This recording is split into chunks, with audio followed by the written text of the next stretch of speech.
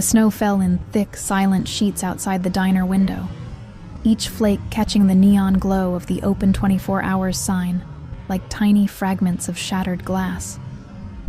I pressed my forehead against the cold pane, watching the empty street of this forgotten Minnesota town, and wondered, not for the first time, if we'd finally run far enough. "Mama, is Santa gonna find us here?" I turned from the window to find Luca standing beside our corner booth, his dinosaur pajamas peeking out from beneath the 2 large winter coat I'd bought him at a thrift store 3 towns ago. His dark curls, so like his father's it sometimes stole my breath, were messy from sleep, and his brown eyes held that particular blend of hope and worry that had become far too familiar on his 4-year-old face. "Of course he will, baby." I pulled him onto my lap, breathing in the scent of the cheap motel shampoo and the peppermint hot chocolate I'd let him have before bed. Santa always knows where good boys are. Unlike some people, I thought bitterly. Unlike the man we'd been running from for 18 months. The diner smelled like burnt coffee and maple syrup, with an underlying note of grease that had probably been absorbed into the vinyl booth seats decades ago.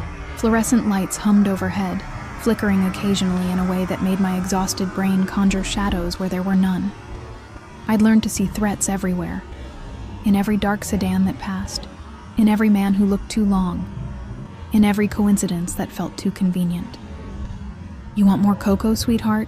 Dolores, the night shift waitress, appeared with her ever-present coffee pot.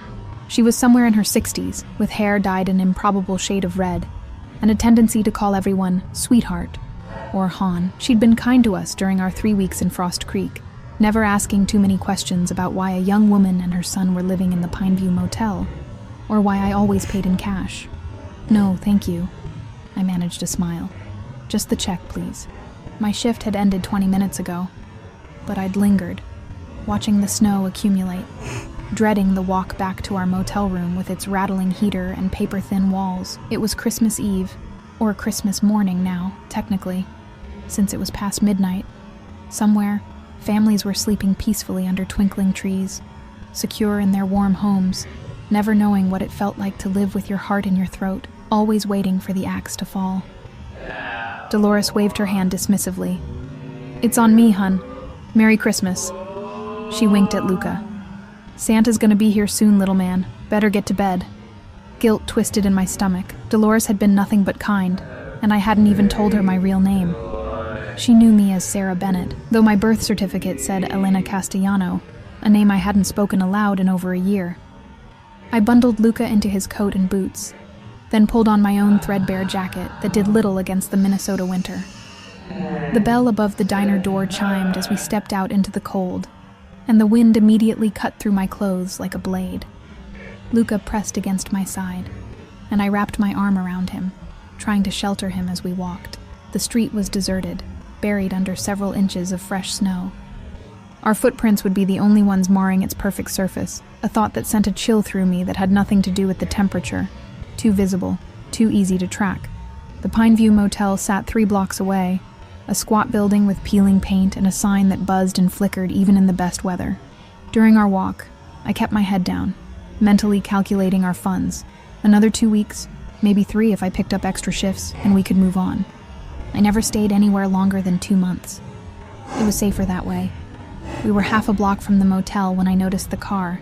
It sat in the parking lot where no car had been when I'd left for my shift 6 hours ago. A black SUV with tinted windows, expensive and utterly out of place in this dying town, where most people drove pickups or sedans from the previous decade. Snow had accumulated on its hood, but not enough. It hadn't been there long. My heart began to pound. I pulled Luca closer, my mind racing through possibilities. A guest at the motel? Unlikely, given the hour and the weather. Someone visiting one of the other residents? Possible.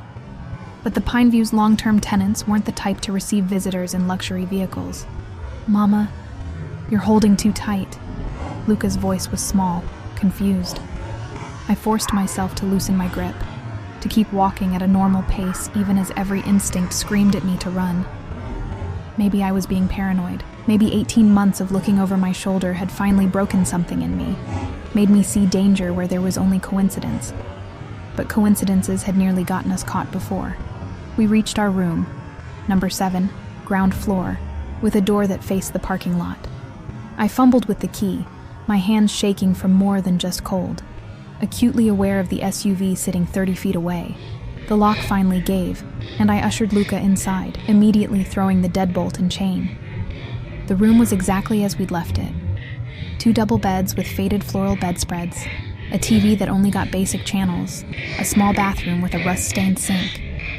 Luca's few toys were scattered on one bed, action figures and coloring books, things I'd picked up at dollar stores along our journey. Under the other bed, hidden in a duffel bag, was everything else we owned. Clothes, documents, some real, some forged, and the emergency cash I kept for the day we'd need to disappear again. Brush your teeth, baby. It's way past bedtime. I kept my voice light, but I moved to the window, carefully pulling back the thin curtain just enough to see outside. The SUV sat silent and dark, snow continuing to gather on its surfaces. No one got out, no movement at all. I let the curtain fall and turned to find Luca watching me with those 2 knowing eyes. "Is he here?" he asked quietly. My breath caught.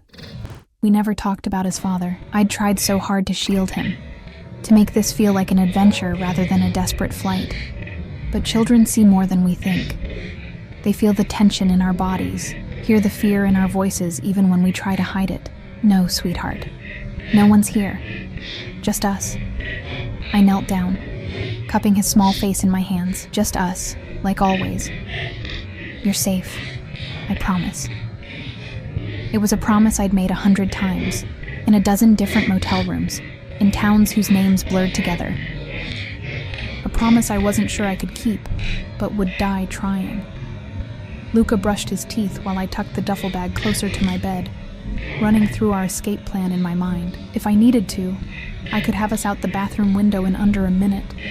I'd practiced. The bus station was 4 blocks away. By dawn, we could be 3 states over. I was being paranoid.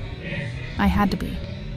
But as I helped Luca into bed and pulled the covers up to his chin, as I sang him the Italian lullaby my own mother had sung to me, I couldn't shake the feeling that our time in Frost Creek was over, that the fragile peace we'd found here was about to shatter. "Mama?" Luca's voice was drowsy now, his eyes already half closed. "Can we have a real Christmas next year, with a tree and everything?" "Yes, baby. I promise." Another promise I didn't know if I could keep.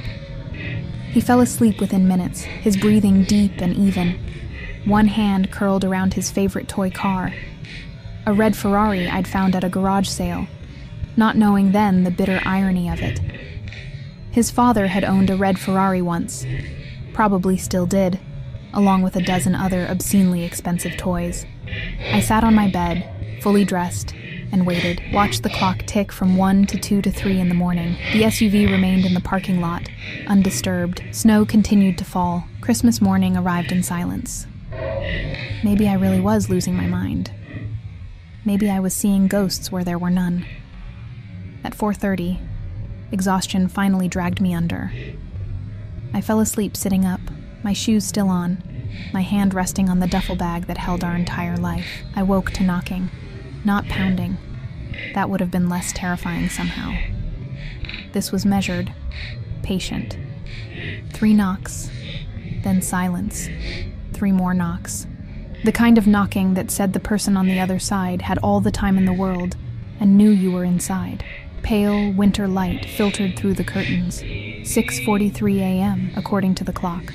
Luca was still asleep, undisturbed by the sound. The knocking came again. 3 measured beats. I stood slowly, every muscle in my body coiled tight.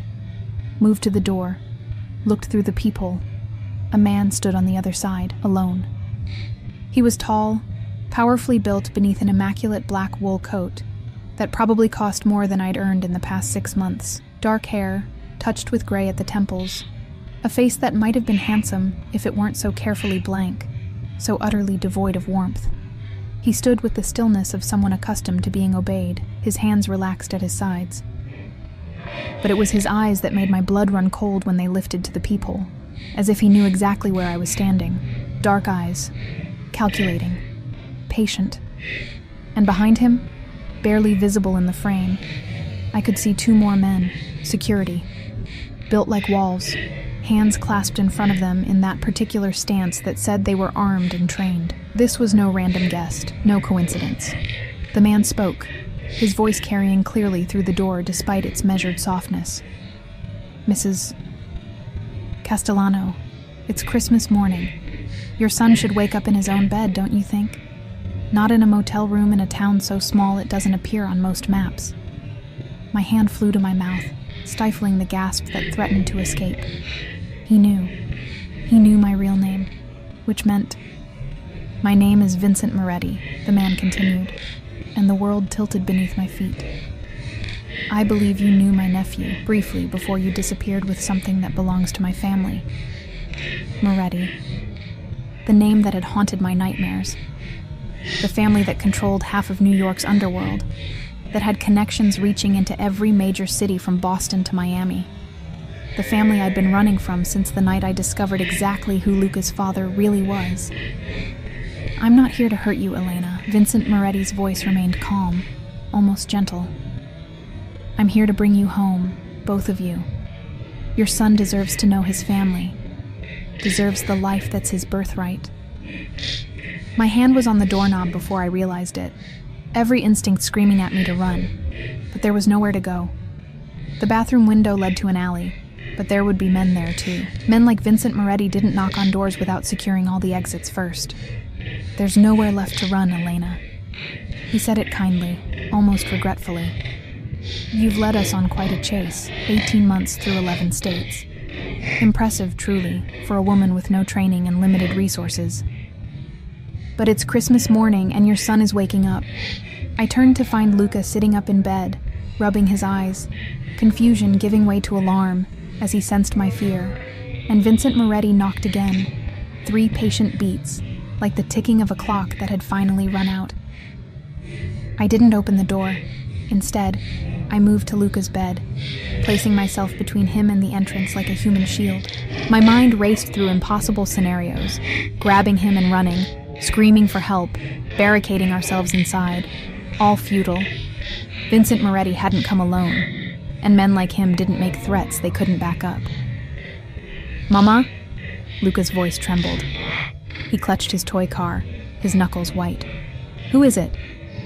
Before I could answer, Vincent spoke again, his voice carrying that same unsettling patience.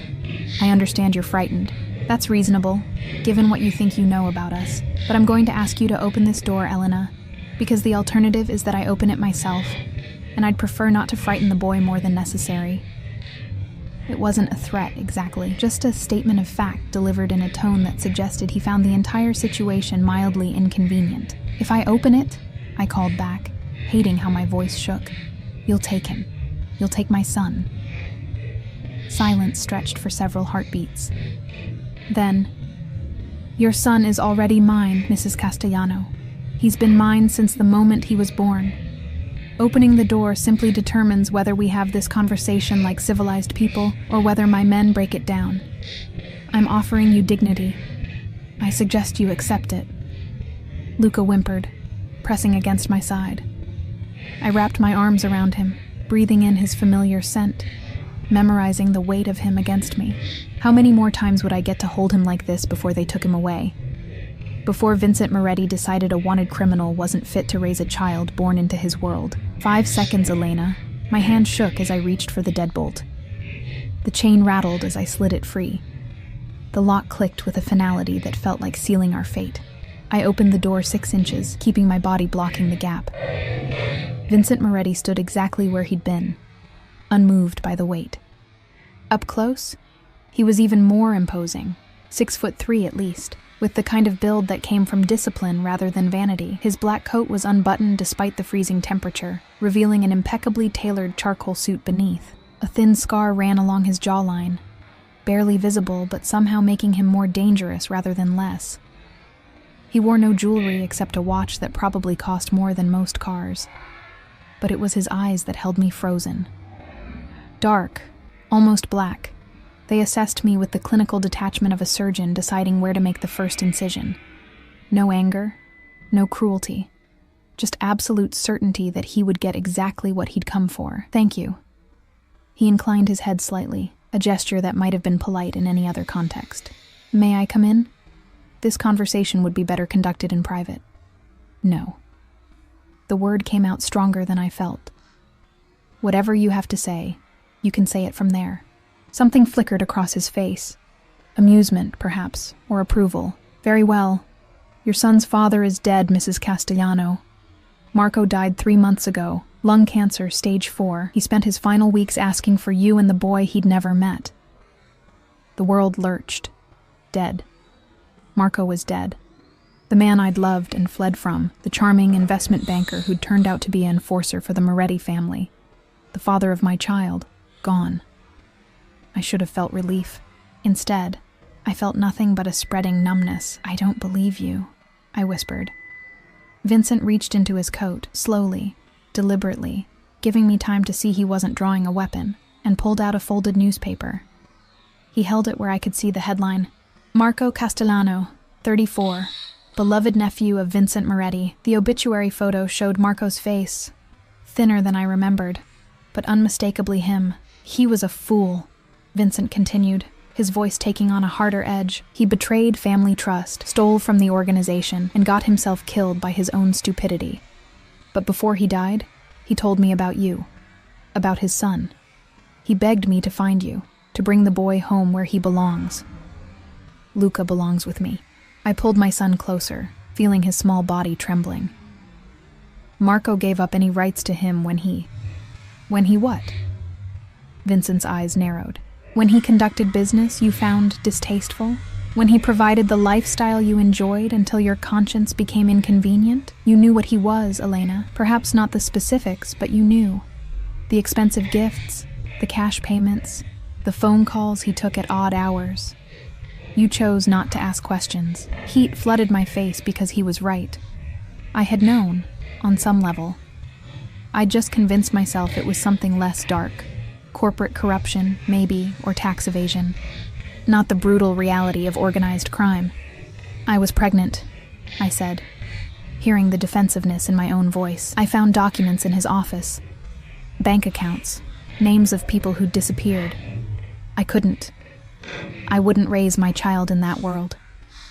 "So you stole $50,000 from his safe and ran." Vincent's voice remained calm, but something cold entered his eyes. "That money wasn't his, Elena. It belonged to the family. Which means you've been living on stolen funds for 18 months, and my nephew died in debt because of you." Shame and anger warred in my chest. I took what I needed to survive, to protect my son. "Our son," Vincent corrected softly. "The moment Marco died, Luca became the last of his bloodline, which makes him family. My responsibility." He paused, letting that sink in. "I'm not here to punish you, Mrs. Castellano, despite your theft. I'm here to bring you both home, to New York, where Luca will be raised with every advantage, every protection, where he'll learn what it means to be a Moretti." "No." The word came out fierce, final. "I won't let you turn him into what Marco was. I won't... You won't let me?" Vincent's voice dropped to something barely above a whisper, and somehow that was more terrifying than if he'd shouted, "You're living in a motel that charges by the week. You work the night shift at a diner for minimum wage plus tips. You're wearing a coat with a broken zipper in the middle of a Minnesota winter. Tell me, Mrs. Castellano, exactly how you plan to stop me from doing anything I choose to do?" Behind him, one of his security guards shifted slightly, a subtle reminder of the force at his disposal. I had no answer. We both knew it.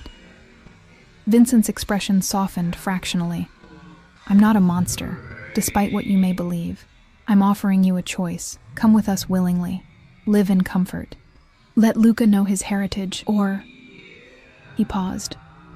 "Or I make a phone call, and by tomorrow, social services will be investigating reports of neglect. A mother with no fixed address, no stable income, moving her child from town to town with forged documents.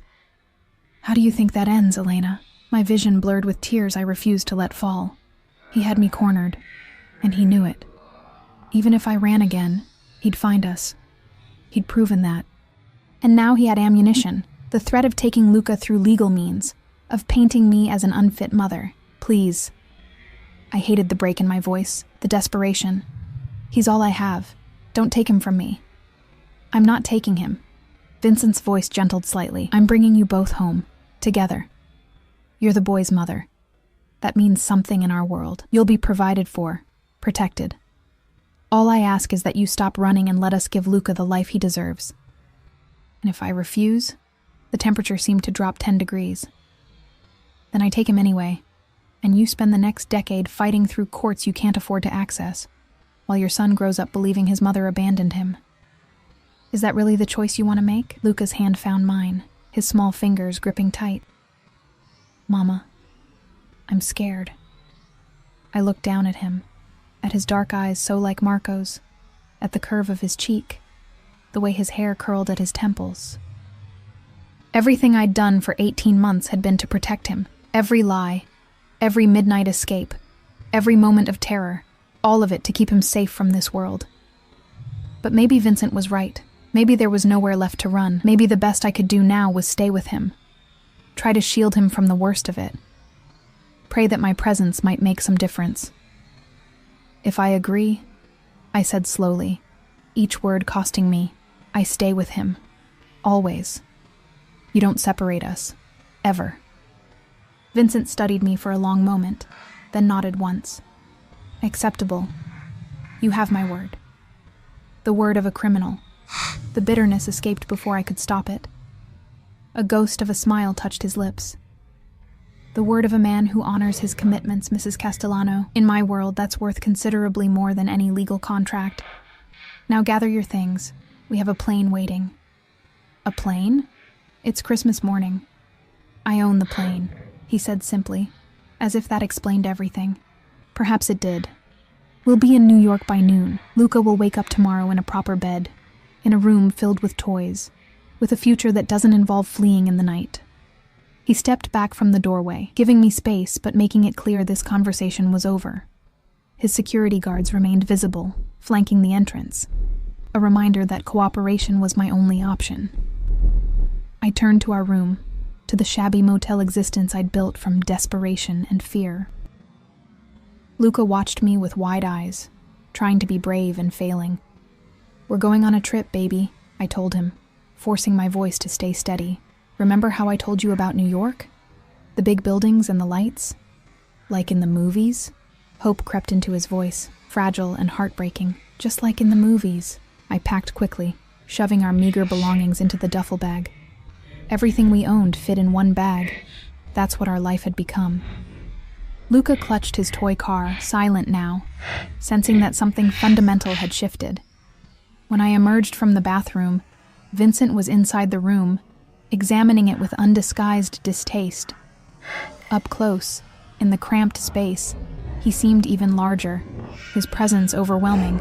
He smelled of expensive cologne and cold winter air, utterly out of place in our worn-down refuge. His eyes fell on Luca, and something changed in his expression. Not warmth exactly, but recognition. Assessment. He crouched down slowly, bringing himself to eye level with my son. "Hello, Luca. I'm your Uncle Vincent." Luca pressed against my leg, uncertain. "I don't have an uncle. You do now." Vincent's voice remained gentle, but firm. "You have a whole family waiting to meet you. Your grandmother, your cousins, people who've been looking for you for a very long time. Will there be presents?" The question was so innocently childlike it made my chest ache. "More presents than you can count," Vincent promised. He stood, his attention shifting back to me. "The car is waiting. Shall we?" It wasn't really a question. I took Luca's hand and followed Vincent Moretti out of room 7 for the last time, leaving behind the life I'd built from fear and desperation. The snow had stopped falling, leaving Frost Creek buried under a pristine white blanket that made everything look clean and new. The black SUV's engine was running, warm air already heating the interior. Vincent opened the back door himself, ushering us inside with a courtesy that felt more ominous than comforting. The seats were leather, heated, obscenely comfortable after months of secondhand furniture and motel beds. As we pulled away from the Pine View Motel, I watched through the window as our refuge disappeared behind us. Luca fell asleep against my side within minutes, exhausted by stress and fear. I stroked his hair and tried not to think about what waited for us in New York. Vincent sat across from us, making a call in Italian too rapid for me to follow. When he ended it, he studied me in the dim light. "You love him," he observed. Not a question. "More than my own life." "Good. That's good." He seemed to choose his words carefully. "Whatever else happens, Elena, remember that. As long as you love him, we can find a way forward." I wanted to ask what he meant, but exhaustion was pulling me under. The warmth of the car and the stress of the morning finally taking their toll. My last thought before sleep claimed me was that I'd made a deal with the devil himself, and there was no going back now. I woke to the hum of jet engines and the scent of leather and expensive coffee. For a disorienting moment, I thought I'd dreamed it all. The knock on the door, Vincent Moretti, the surrender of everything I'd fought to protect. Then I opened my eyes to find myself on a private plane, stretched across a cream-colored sofa that probably cost more than a year's rent, with a cashmere blanket tucked around me that I didn't remember anyone placing there. Luca was gone. Panic shot through me like electricity. I bolted upright, the blanket falling away, my heart hammering against my ribs. The cabin was spacious, decorated in muted grays and golds, with windows showing nothing but clouds and winter sky. We were airborne. How long had I been asleep? "He's fine." Vincent's voice came from across the cabin. He sat in a leather chair, his coat removed, his shirt sleeves rolled to his elbows in a gesture that should have made him seem more casual, but somehow didn't. He was reading something on a tablet, his posture relaxed but alert. Always alert, I was beginning to realize. Men like him never truly rested. "Where is he?" My voice came out hoarse, threatening. "In the bedroom, watching cartoons." "One of my men is with him." Vincent set down the tablet, his dark eyes finding mine. "You were exhausted. I thought it best to let you sleep. You thought..." I stood on shaking legs, anger replacing fear. "You don't get to make decisions about my son without my permission. Where is he?" Vincent gestured to a door at the rear of the cabin. "Through there. Go see for yourself. But lower your voice, Mrs. Castellano. You're on my plane, under my protection, and hysteria won't serve anyone." I wanted to scream at him, to claw at that infuriating calm. Instead, I crossed to the door and pushed it open. The bedroom was obscene in its luxury. A king-sized bed, mahogany furniture, another sitting area. And there, on a smaller sofa, sat Luca with a plate of half-eaten pancakes, his eyes glued to a flat-screen TV showing some animated movie. Beside him sat a man built like a boulder, with a shaved head and a scar across his nose, who was watching the movie with what appeared to be genuine interest. "Mama?" Luca scrambled off the sofa and ran to me, syrup still on his fingers. "Uncle Vincent's friend Marco made me pancakes. Real ones with chocolate chips. And there's orange juice and everything." The man, Marco apparently, though the name sent a chill through me, stood and gave a respectful nod. "Mrs. Castellano, the boy's been no trouble. Ate well, used the bathroom, hasn't stopped talking about his dinosaurs." His voice was surprisingly gentle for someone who looked like he could break concrete with his bare hands. "Thank you," I managed, though the words tasted wrong. "I shouldn't be thanking one of Vincent's men for watching my son. I shouldn't be here at all. We'll be landing in 40 minutes, Marco said. "Mr. Moretti thought you'd want to freshen up before we arrive. There's clothes in the closet, your size. Bathroom's through there." He left, closing the door behind him with a soft click. Luca tugged at my hand, pulling me toward the TV. "It's The Lion King, Mama. Have you seen it? Simba's dad just died and it's really sad. But Marco says it gets better." I sank onto the sofa, pulling him onto my lap, breathing in his familiar scent beneath the smell of syrup and chocolate. "I've seen it, baby. It does get better. Are we really going to live in New York, in a big house?" Yes, I think so. Will I have my own room, with toys and stuff?" The hope in his voice killed me. "I'm sure you will." I kissed the top of his head, holding him tighter than necessary. "But Luca, I need you to listen to me. These people, Uncle Vincent and his friends, they're family, but they're also complicated. I need you to stay close to me, okay?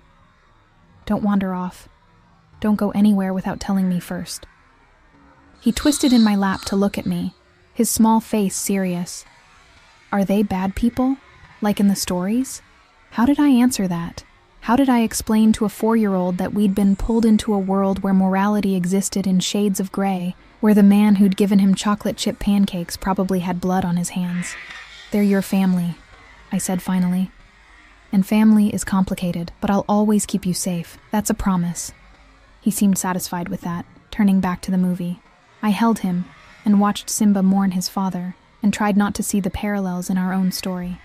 Luca would mourn Marco eventually, when he was old enough to understand what he'd lost. A father he'd never known, dead before they could meet. Another thing Vincent Moretti's world had stolen from us.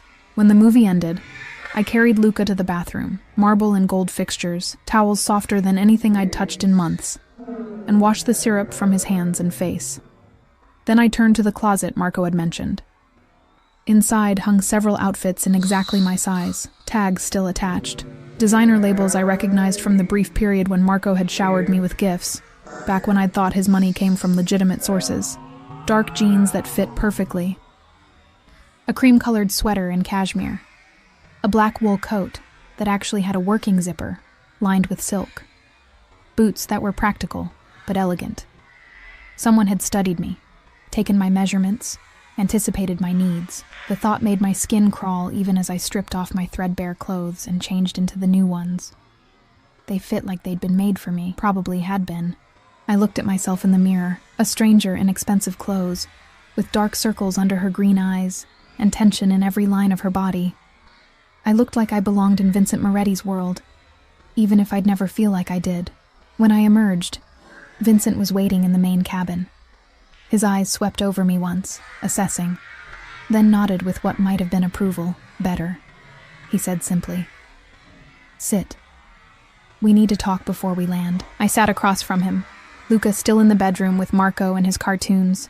Vincent poured coffee from a silver carafe into delicate china cups, adding cream to mine without asking how I took it. He'd done his research. Of course he had. Your life is about to change significantly, he began, his tone businesslike.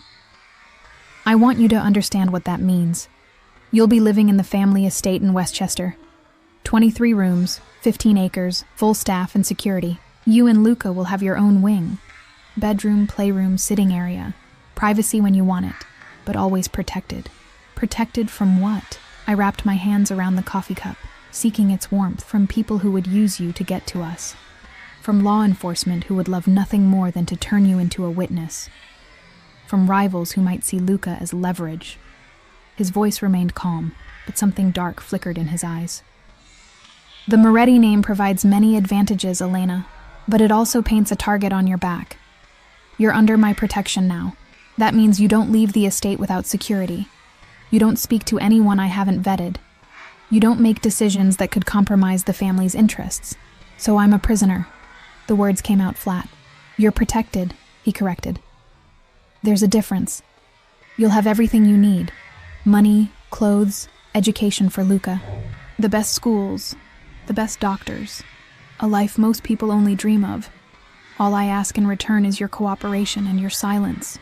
And if I don't cooperate, Vincent leaned forward, his elbows on his knees, his eyes locked on mine with an intensity that made it hard to breathe.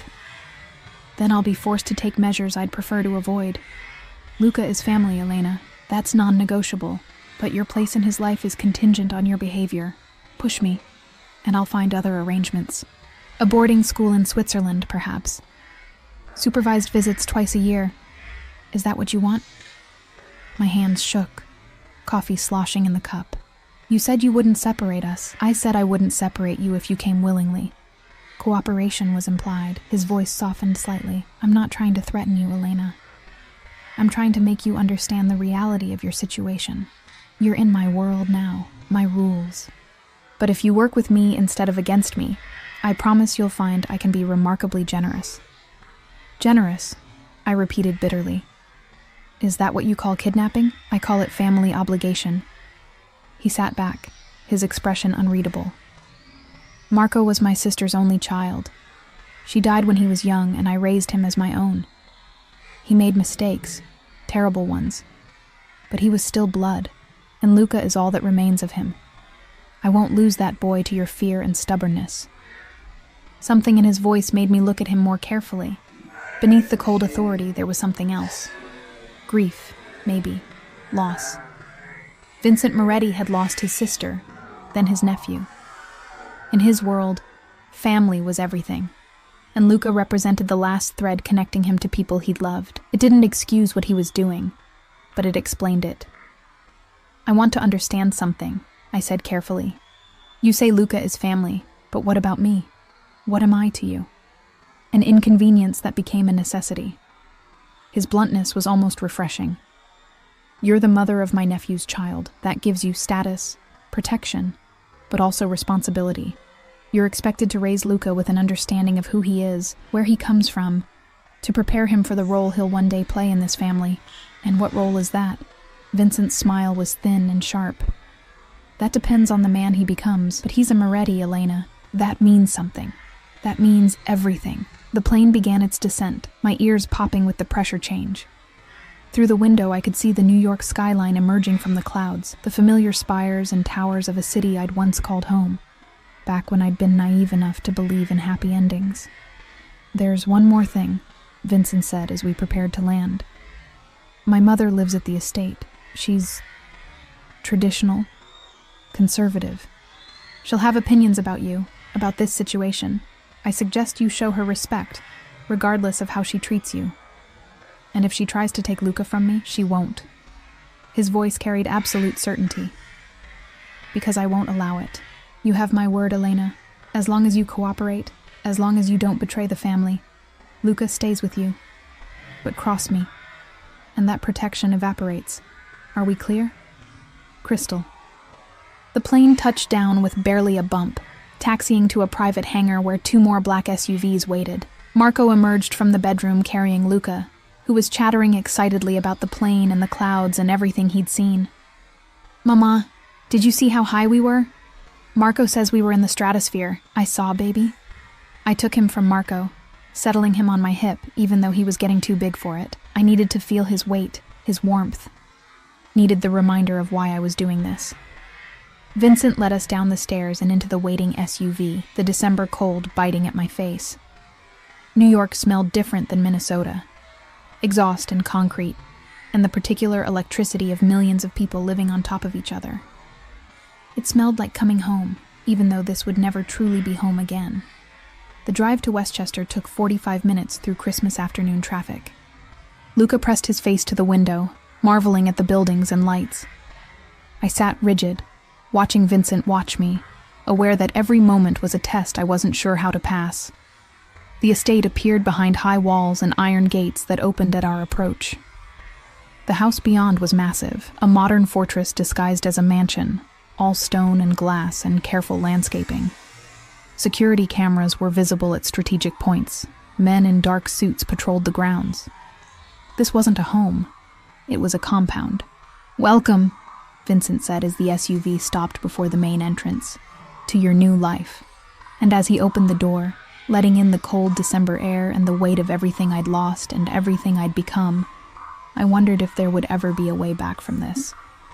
Or if Elena Castellano had died somewhere on the road between Minnesota and here, leaving behind only a ghost wearing expensive clothes and carrying a child into a world of beautiful, terrible things. The woman who greeted us in the entrance hall looked like she'd been carved from ice and expectation. Sophia Moretti stood at the base of a sweeping marble staircase, her silver hair pulled into an elegant chignon, her black dress simple, but clearly expensive. She was perhaps 70, but she held herself with the rigid posture of someone who'd never allowed age to diminish her authority. Her eyes, the same dark, assessing eyes as her son, swept over me with unconcealed disdain, before landing on Luca with something that might have been hunger. "So," her voice carried the faint trace of an Italian accent, refined by decades in America but never fully erased. "This is Marco's bastard." I felt Luca flinch against me, felt my own anger rise hot and sharp, but before I could speak, Vincent's hand closed around my elbow. Not painful, but firm enough to be a warning. "Mother," he said, his voice carrying a thread of steel beneath the courtesy, "this is your grandson, Luca, and his mother, Elena Castellano. They'll be staying in the East Wing as we discussed." Sophia's lips thinned, We discussed nothing. You informed me you were bringing them here. There's a difference. Nevertheless, they're here. They're family, and they'll be treated accordingly. Vincent released my elbow, moving to stand beside his mother. Even with the obvious tension between them, there was something unified in their stance, a shared language of power and expectation. Elena, this is my mother, Sophia Moretti. You'll show her respect, as she'll show you. The last part sounded more like a command than a prediction. Sophia's attention returned to Luca, and her expression shifted, softened. Fractionally, she descended 2 steps, bringing herself closer to eye level with him. Come here, child. Let me see you properly.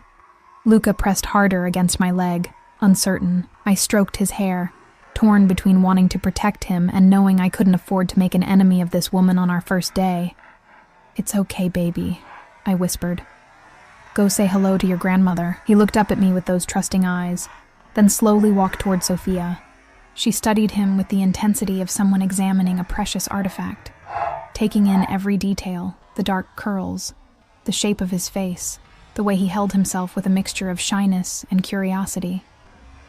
You have Marco's eyes, she said finally, and her voice cracked slightly on her dead grandson's name, and the Moretti chin, strong, good. She reached out and touched his cheek, a gesture that seemed to cost her something. Welcome home, Luca. Thank you, ma'am. His manners, taught in a dozen different motel rooms, made something flicker across Sophia's face. You will call me Nonna, she corrected. That is what family does. Nonna, Luca repeated carefully, trying out the unfamiliar word. Sophia straightened, her moment of vulnerability passing. Vincent will show you to your rooms. Dinner is at 7. You'll dress appropriately. We maintain standards in this house, regardless of circumstances. But the way she said it made clear what she thought of those circumstances. And of me. A woman appeared from a side hallway, middle-aged, pleasant-faced, wearing a simple gray dress and an expression of professional neutrality. This is Maria, Vincent said. She manages the household. If you need anything, ask her. She'll show you to your wing and help you get settled. Maria smiled warmly at Luca. Hello, young man.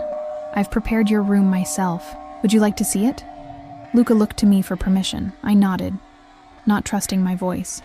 Maria took his hand gently and led him toward the staircase, chattering about the toy room and the books she'd selected, and the cookies waiting in the kitchen. The moment he was out of earshot, Sophia turned the full force of her disapproval on me. You are the woman who stole from my family, who denied my grandson his father, who spent 18 months dragging Marco's child through poverty and uncertainty. Each word was precisely enunciated, cutting. Vincent may have promised you protection, but understand this, girl. You are here on sufferance. One mistake, one hint that you're corrupting that boy or filling his head with ideas above his station, and I will find a way to remove you. Are we clear? Perfectly. I met her gaze, refusing to look away first. But understand this, Mrs. Moretti. I'm his mother. I've loved him and protected him, and sacrificed everything for him, while your family was nothing but a name that terrified me. You can hate me all you want, but you won't separate me from my son. Sophia's eyes narrowed. We'll see how long Vincent's protection lasts once you inevitably disappoint him. Gold diggers always do. Mother, enough. Vincent's voice cracked like a whip. Elena is under my personal protection. Challenge that again, and you and I will have a conversation you won't enjoy. The tension stretched between them, mother and son, locked in a battle of wills I didn't fully understand. Finally, Sophia inclined her head. Not quite submission, but acknowledgement. As you wish, but don't say I didn't warn you when this arrangement proves problematic. She turned and swept from the hall, her posture ramrod straight, leaving behind the faint scent of expensive perfume and disapproval. I released a breath I hadn't realized I was holding. Vincent studied me with what might have been approval. You stood up to her. Most people don't. She threatened my son. I don't care who she is. Good. He gestured toward the staircase. Come, I'll show you to your rooms myself. The east wing was more than generous. It was obscene.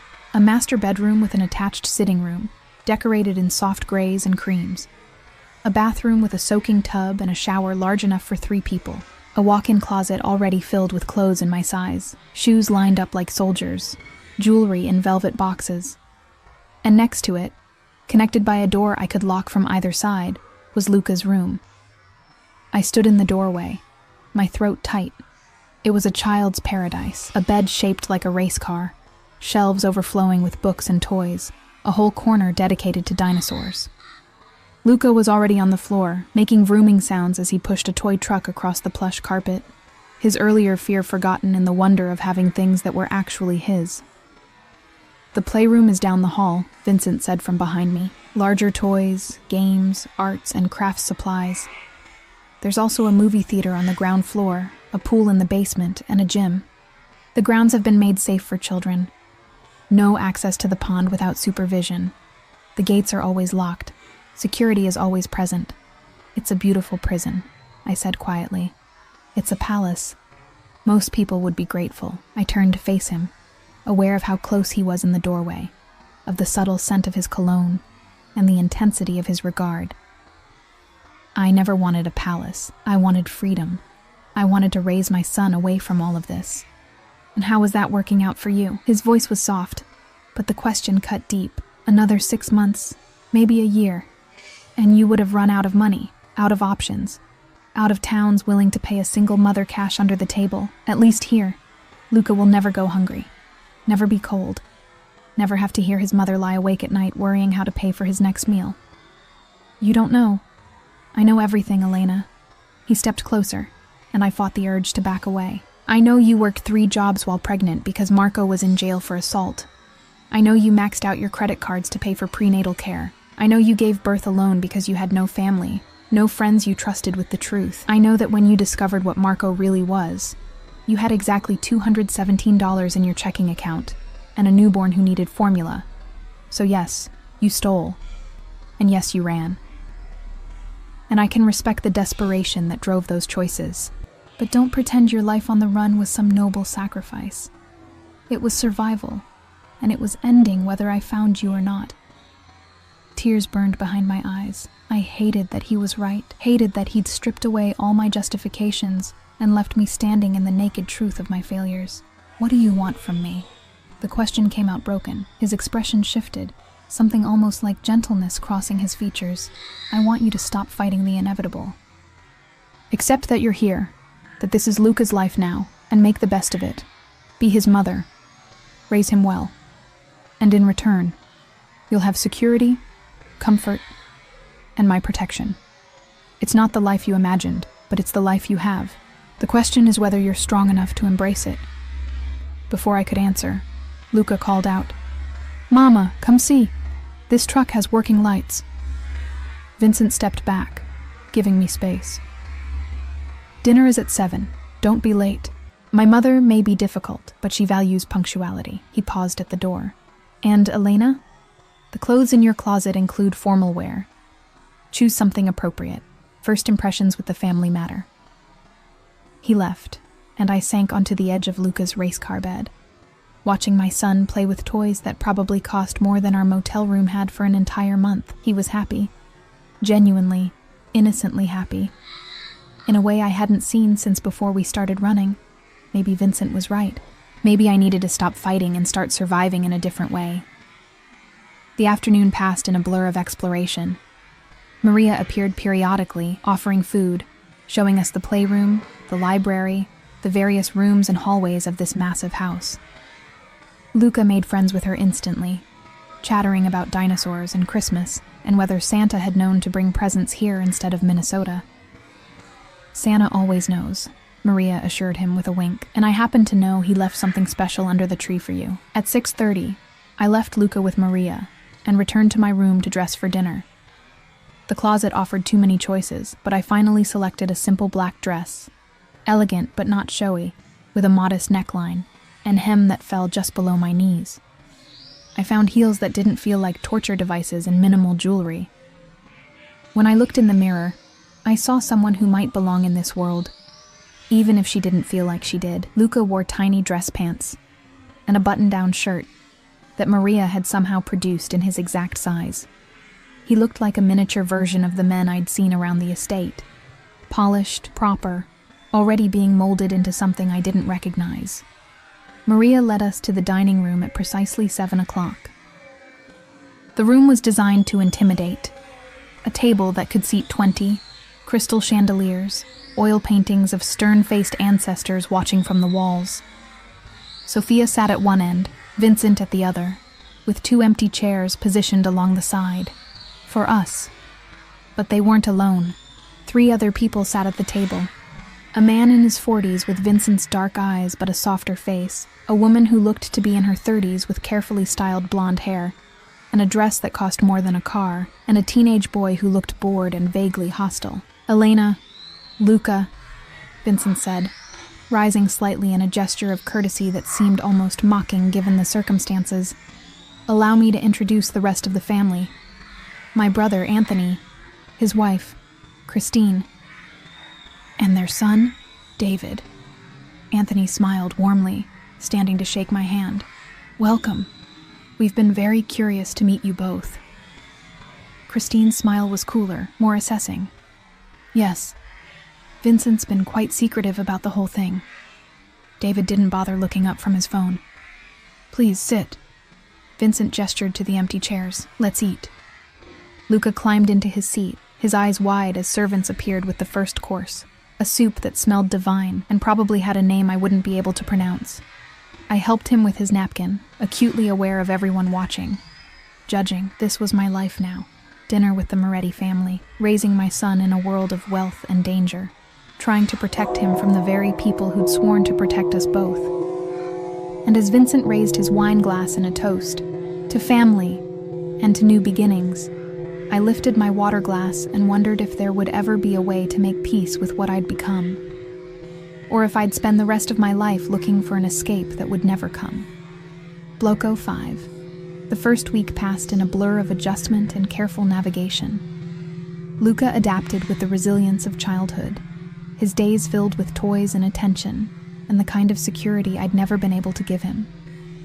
He called Sophia Nonna without hesitation now, and she'd begun to soften toward him in small ways, reading him stories in Italian, teaching him to play chess with an antique set that had belonged to her father, allowing him to sit beside her during afternoon tea. But her coldness toward me never thawed. If anything, it crystallized into something sharper, more deliberate. I fell into a routine because routines were safe, predictable. Mornings with Luca, breakfast, then time in the playroom or the library. Afternoons while he napped or played with Maria, I'd retreat to my room, reading or simply staring out the window at the grounds I wasn't allowed to explore alone. Evenings meant dinner with the family, an exercise in tension and careful conversation where every word felt weighted, measured, and through it all, Vincent watched. Not obviously, not in a way I could protest, but I felt his attention like a physical thing. In the dining room, when his eyes would find me across the table, in the hallways, when I'd catch him observing me from doorways, in the reports I knew he received from Maria and the security staff about my movements, my habits, my integration into this gilded cage. It should have frightened me. Instead, it ignited something I didn't want to examine too closely, an awareness of him that felt dangerous and intoxicating in equal measure. On the 8th day, he summoned me to his office. The room was exactly what I'd expected. Dark wood, leather furniture, floor-to-ceiling bookshelves, and a massive desk that served as a throne from which he controlled his empire. He stood by the window when I entered, his back to me, hands clasped behind him in a pose that emphasized the breadth of his shoulders beneath his precisely tailored suit. "Close the door," he said without turning. I did, my heart rate picking up for reasons I didn't want to acknowledge. He turned to face me, and something in his expression made me freeze. Not anger, exactly, something more complex, more intense. "You've been here over a week," he began, moving to lean against the front of his desk, arms crossed. "You've followed the rules, shown my mother respect despite her treatment of you, and devoted yourself to Luca's adjustment. Maria reports that you're polite to the staff, that you haven't attempted to contact anyone outside the estate, that you've accepted the limitations of your situation with more grace than I anticipated. Is there a question in there somewhere?" I kept my voice steady despite the way his proximity affected my breathing. Why? The single word carried genuine curiosity. Why the sudden cooperation? You fought me so hard in Minnesota, and yet here you are, playing the perfect guest. What changed? I considered lying, deflecting. But something about the directness of his gaze demanded honesty. I realized you were right. I was running out of options, out of time. And Luca deserves better than what I could give him alone. So I'm making the best of it. That's what mothers do. Just that. Nothing to do with the comfort, the security, the fact that you're wearing a dress that costs more than you earned in 6 months of waitressing. Heat flooded my face. I didn't ask for any of this. No, you didn't. He pushed off the desk, closing the distance between us until I could smell his cologne, see the faint lines at the corners of his eyes. But you're not stupid enough to deny that it's better than where you were. The question is what you're willing to do to keep it. My pulse thundered. What are you suggesting? I'm suggesting that you're a beautiful woman living in my house, eating at my table, wearing clothes I paid for. I'm suggesting that gratitude takes many forms. His voice dropped lower, intimate and dangerous, and I'm suggesting that you're not as immune to me as you pretend to be.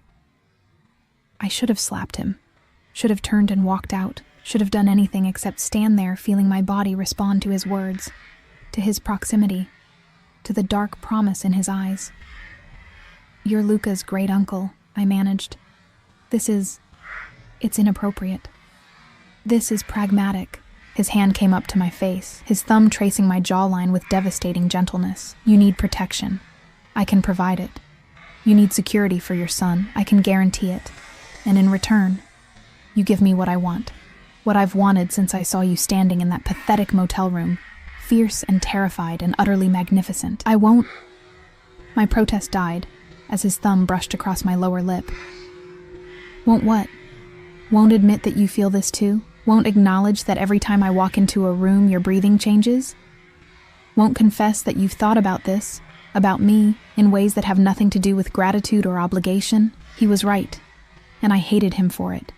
Hated that somewhere between fear and captivity, I'd begun to notice the way he moved, the rare moments when his controlled facade slipped, the intelligence and ruthlessness that should have repelled me, but instead drew me in like gravity. This is wrong, I whispered, even as I didn't pull away. Perhaps. But it's also inevitable. His other hand found my waist, pulling me closer until our bodies almost touched. I don't make a habit of wanting what I can't have, Elena. And I've decided I want you. You can't just decide. I can decide anything I want. That's what power means. His voice turned harder, edged with something raw. But I'm not my nephew. I'm not going to lie to you, manipulate you, or pretend this is something it's not. I want you in my bed, in my life. And I'm offering you a choice. Say yes, and I give you everything. My protection, my resources, my word that Luca will want for nothing and you'll never run again. Or say no, and remain exactly where you are. A guest in my house, dependent on my goodwill, always wondering when that goodwill might run out. It was blackmail dressed up as seduction, and we both knew it. But it was also honest in a way Marco had never been. Vincent wasn't pretending to love me, wasn't making promises he couldn't keep. He was offering a transaction, my body, my compliance, in exchange for absolute security. The room felt too hot, too small. And if I say yes, what does that make me? Mine. The word came out possessive, final. It makes you mine, Elena, under my protection, in my bed, untouchable by anyone who might wish you harm, including my mother. That last part cut through the haze of desire and fear. Sophia has been making inquiries about your past, about Marco's death, about whether there might be grounds to challenge your custody of Luca through the courts. His expression darkened. She's threatened by you, by what you represent. But if you're with me, truly with me, she won't dare touch you. No one will. My mind raced. This was manipulation, coercion, but it was also survival. And hadn't I already compromised everything to keep Luca safe? What was one more compromise, one more piece of myself traded for his security? I need time to think. No. His grip on my waist tightened. You've had a week to think, to observe, to understand how this world works. I'm not a patient man, Elena. and I'm done waiting. Give me your answer. Now." The air between us crackled with tension. I could see my reflection in his dark eyes, disheveled, conflicted, already half surrendered, and beneath my fear and anger, I felt something else rising, something that had been building since the moment he'd knocked on that motel room door. Want. Pure and terrifying and undeniable. "Yes," I heard myself say, the word barely a breath. "Yes." Something fierce and triumphant flashed across his face. "Say it properly. Say you're mine. I'm yours." The words felt like a confession and a condemnation. "I'm yours, Vincent." He kissed me then, not gently, but with a hunger that stole my breath and my resistance. His hands tangled in my hair, tilting my head back as he claimed my mouth with a thoroughness that left no room for doubt about his intentions. I kissed him back with equal desperation, my hands fisting in his shirt, pulling him closer, even as some small voice in my head screamed that this was wrong, dangerous, a point of no return. When he finally pulled back, we were both breathing hard. "Tonight," he said, his voice rough. "After Luca's asleep, you'll come to my room, and Elena..." His thumb brushed my swollen lips. "Don't make me wait." He released me and stepped back, his expression already shifting back to that controlled mask, but I could see the tension in his shoulders, the evidence that he wasn't as unaffected as he pretended. "Go," he said. "Before I forget, we have staff in this house and take you right here on my desk." I fled, my heart pounding, my body trembling with a mixture of fear and anticipation. What had I just agreed to? What had I just become? The day crawled by with agonizing slowness. I went through the motions, playing with Luca, eating lunch, reading him stories. But my mind was elsewhere, caught between dread and something darker, more primal. Dinner was torture. Vincent sat at the head of the table as always, conversing with Anthony about business I didn't understand. But occasionally his eyes would find mine, and the promise in them made it impossible to focus on anything else. Sophia noticed. Of course she noticed. Her gaze sharpened, moving between Vincent and me with growing suspicion. But she said nothing, and I wondered if she already knew, if she'd seen this coming before I had. After dinner, I put Luca to bed, reading him 3 stories instead of the usual one, delaying the inevitable. He fell asleep, clutching his toy car, peaceful and secure, unaware that his mother was about to cross a line she could never uncross. I stood in my bathroom for a long time, staring at my reflection. I'd showered, changed into a silk nightgown I'd found in the closet, black, elegant, clearly chosen for this purpose. My hands shook as I brushed my hair, applied minimal makeup, tried to quiet the war raging inside me. This was survival. This was protection. This was the price of keeping Luca safe. But it was also desire, and that was the part I couldn't rationalize away. Vincent's bedroom was in the west wing, far from prying eyes and curious children. I walked through the silent house in bare feet, my heart hammering so hard I thought it might burst from my chest. His door was unlocked. I pushed it open to find him waiting by the window, dressed in dark slacks and an open white shirt that revealed the powerful lines of his chest. He turned at my entrance, and the heat in his eyes nearly made me turn and run. "Lock the door," he said softly. I did, the click of the lock feeling like sealing a contract written in my own surrender. He crossed to me slowly, deliberately, giving me time to change my mind. But I stood my ground, my chin lifted in defiance or invitation. I wasn't sure which. "Last chance to walk away," he said, his fingers finding the strap of my nightgown. "After this, you're mine, completely. No running, no regrets, no pretending this didn't happen. I'm already yours," I whispered. "You made sure of that the moment you brought us here." "No." He pulled me against him, his hand tangling in my hair. "That was obligation. This is choice. I want you to choose this, Elena. Choose me." And God help me, I did. I reached up and pulled his mouth down to mine, kissing him with all the pent-up fear and anger and desperate need that had been building for days. He responded with a groan, his hands roaming over my body, claiming every inch of me with a possessiveness that should have terrified me, but instead set me on fire. We didn't make it to the bed immediately. He backed me against the wall, his mouth on my neck, my collarbone, the swell of my breasts above the nightgown's neckline. I gasped and arched into him, my fingers digging into his shoulders, my mind going blank except for sensation and need. When he finally carried me to the bed, when he stripped away the silk barrier between us and showed me exactly what it meant to belong to Vincent Moretti, I understood that I'd been lying to myself all along. This wasn't just survival. This wasn't just protection for my son. This was me, choosing the darkness, choosing the man who'd captured us, choosing to stop running and start claiming this twisted new life as my own.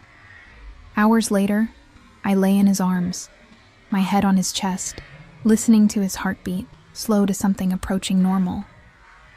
His fingers traced patterns on my bare shoulder, absent and possessive at once. Regrets? He asked quietly. Too many to count. I tilted my head to look at him, but not about this. Not anymore. His arm tightened around me. Good. Because I meant what I said. You're mine now, Elena, and I protect what's mine with everything I have. Even from your own mother? Especially from her. He pressed a kiss to my forehead. She'll adjust. She has no choice. You're not just Luca's mother anymore. You're under my personal protection. My companion. That means something in this family. What does it mean? I needed to understand the rules of this new game. It means no one touches you without answering to me. It means you have power here, if you're smart enough to use it. It means... He paused, his expression softening slightly. You're not alone anymore. You haven't been since the moment I knocked on that motel door. You just needed time to understand it. I thought about that.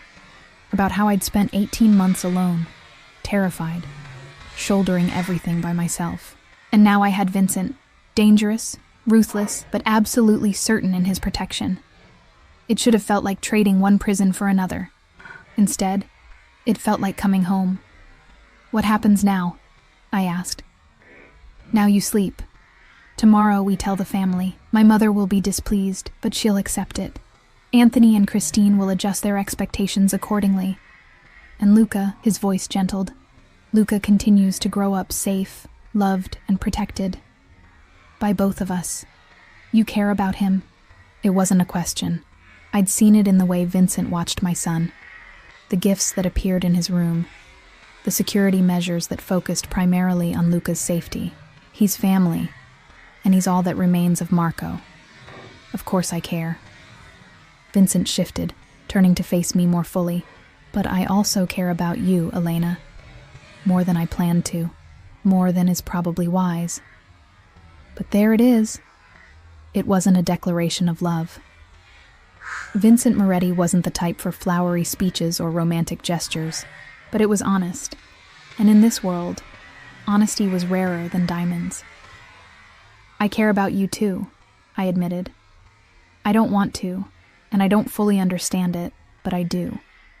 Then we're both fools, but he smiled as he said it, and for the first time since Minnesota, I felt something like peace settle over me. I woke in my own bed the next morning, alone. Vincent had carried me back before dawn, not wanting Luca to wake and find me missing.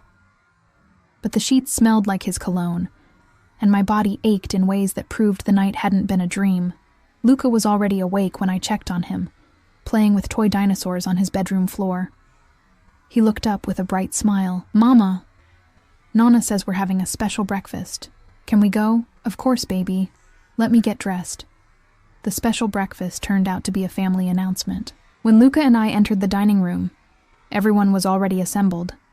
Sophia at her usual place, looking grim, Anthony and Christine whispering to each other, David scrolling through his phone, and Vincent, standing at the head of the table, waiting. His eyes met mine, and something hot and possessive flashed in them before he schooled his expression to neutrality. Good morning. Please sit. We have something to discuss. I helped Luca into his chair, my heart pounding. This was it.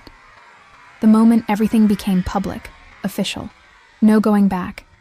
As you all know, Vincent began, his voice carrying the authority that made boardrooms and crime families alike bend to his will.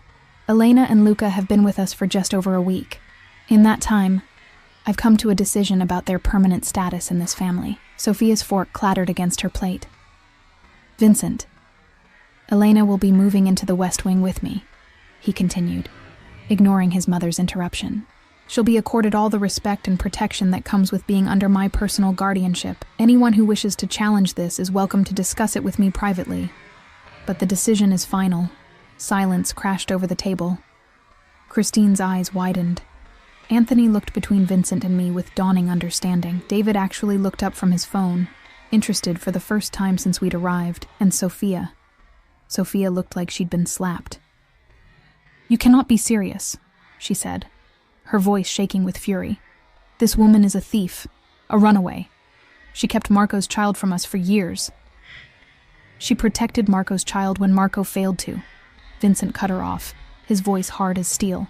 "She gave up everything to keep Luca safe, and now she's given herself to me, to this family, trusting that we'll honor that sacrifice.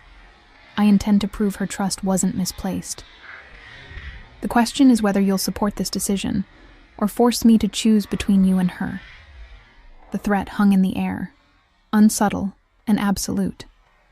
Sophia stared at her son for a long moment, her face a mask of betrayal and rage. Then she stood, her napkin dropping to the table. "You've made your choice clear. I hope you don't come to regret it." She swept from the room, her exit dramatic and damning. Anthony cleared his throat. "Well, this is unexpected.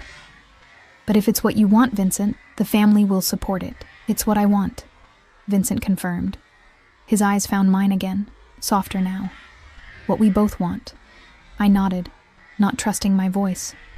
Luca, oblivious to the undercurrents, was more interested in the pancakes Maria had just brought out. "Mama, can I have chocolate chips in mine?" "Of course, baby." I smoothed his hair, anchoring myself in his innocence. "Whatever you want." The weeks that followed transformed everything. I moved into Vincent's wing, into his bed, into a life I hadn't known I wanted until it was mine. Sophia maintained her cold distance, but she didn't challenge Vincent's claim on me. The rest of the family adjusted, treating me with a wary respect that grew as I proved I wasn't just some gold digger Vincent would tire of. And Luca thrived. He had cousins now. David warmed to him eventually, teaching him video games and letting him tag along like a little shadow. He had a grandmother who doted on him despite her feelings about me. He had security, education, a future that stretched out bright and certain. He had everything I'd dreamed of giving him when I first discovered I was pregnant, back when I'd still believed in happy endings. On Christmas Eve, exactly 1 year after Vincent had knocked on that motel door, I stood in our bedroom watching snow fall over the estate grounds. Vincent came up behind me, wrapping his arms around my waist, pulling me back against his chest. "Regrets?" he asked, as he had so many times before. "Only that I didn't trust you sooner." I turned in his arms, looking up at the man who'd captured us and freed us in the same breath. "Only that I wasted so much time running. You were protecting him. I understand that better than you think." He kissed my forehead, gentle despite his fearsome reputation. "But you're home now, both of you. And I'll spend the rest of my life making sure you never have reason to run again." From Luca's room next door, I heard him calling out in excitement about presents and Santa and all the wonder of childhood. Vincent released me so I could go to him, but caught my hand before I could leave. "I love you," he said simply. 3 words he'd never spoken before, offered like a gift on Christmas Eve. "I need you to know that. This isn't just possession or protection anymore. It's love." Tears pricked my eyes. "I love you too. God help me. I love you too." He pulled me close, kissing me with a tenderness that belied his ruthless exterior. And for the first time since the night I discovered what Marco really was, since the moment I grabbed Luca and ran into the darkness, I felt completely, utterly safe. I'd walked away with their son forever. But Vincent had found us on Christmas night, and instead of destroying us, he'd given us something I'd stopped believing in. A family. A home. A future. And maybe, just maybe, that had been worth the running, worth the fear, worth everything it took to get here. Because this, Vincent's arms around me, Luca's laughter in the next room, the knowledge that we were protected and loved and finally home. This was what happiness looked like in the darkness. and I wouldn't trade it for anything in the world.